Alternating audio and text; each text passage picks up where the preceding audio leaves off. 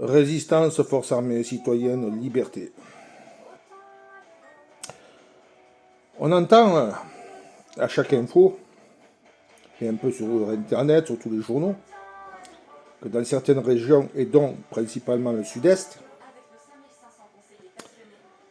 il y a un manque d'eau. Bon, c'est certain, puisqu'ici, il ne pleut pratiquement pas. Mais est-ce qu'à un moment donné, nos élus locaux, nos responsables régionaux et départementaux, se sont posé la question et ont-ils été bien conseillés ou ont-ils fait des recherches sur Internet? Je crois que non. Leur principal but, c'est de nous restreindre, mais tirer plus de profit de l'eau.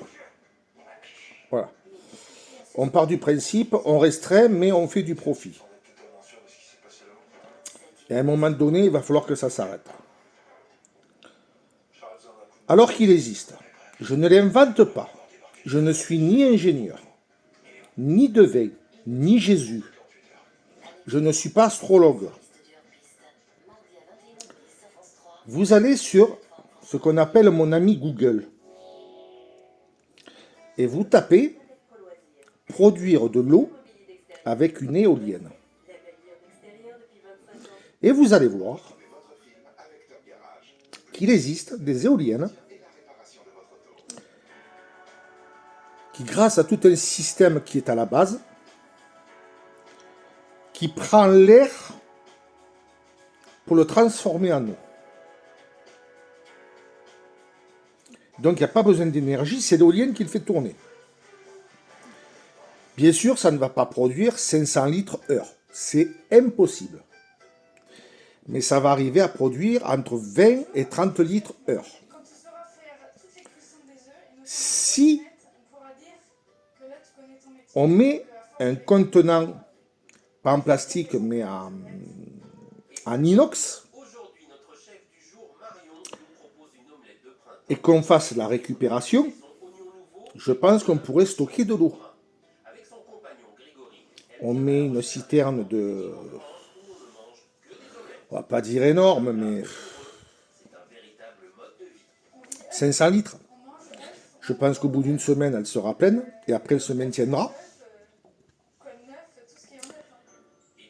Ça permettra aux gens, parce que cette eau, il faut savoir qu'elle est potable.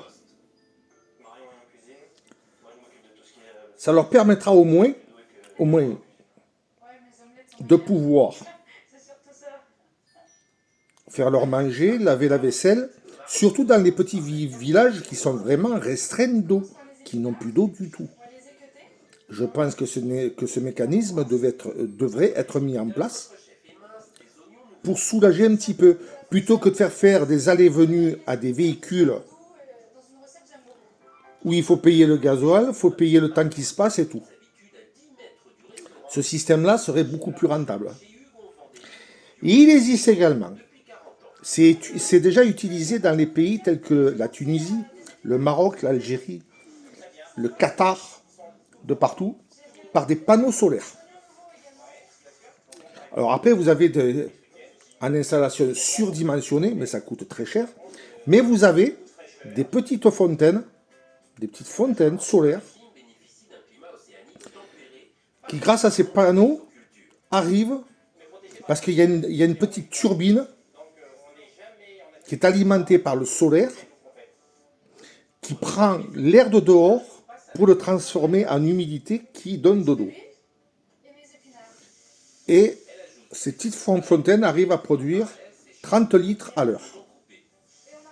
Voilà. Donc, je pense qu'il y a des solutions qui existent, qui coûteraient moins cher que de faire des allées-venues à des camions, et qui seraient bien pratiques. Voilà. Il faut arrêter de dire qu'il n'y a rien qui existe. Il y a des tas de solutions qui existent. Il y a même des pays où sur les bâtiments, ils mettent des grandes bâches spéciales avec en bas une goulotte, parce que c'est des pays où la nuit, il y a un peu d'humidité. ils récupèrent l'eau de l'humidité qui descend dans des contenants. Voilà. Mais en France, on a pris l'habitude de faire de la restriction, mais cette restriction, elle coûte aux citoyens et elle rapporte aux politiques. Voilà ce que je voulais dire. Je vous souhaite une bonne soirée.